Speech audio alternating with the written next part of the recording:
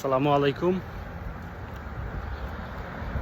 কিছু সংখ্যক মানুষ আগেও ছিল স্বাধীন, এখনও হচ্ছে স্বাধীন, আর সবাই না।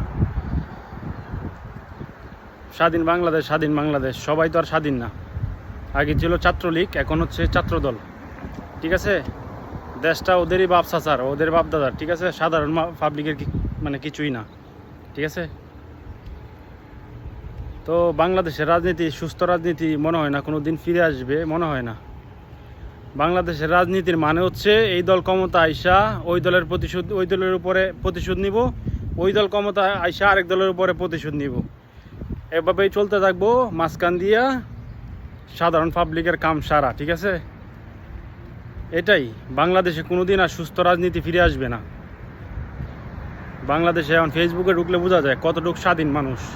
এইদিকে কুবায় সব ফালাই লইতেছে, ওইদিকে কুবাকুবি করতেছে, এইদিকে এই ঘটনা ঘটতেছে, ওইদিকে ওই ঘটনা ঘটতেছে, মানে ঘটতেই আছে।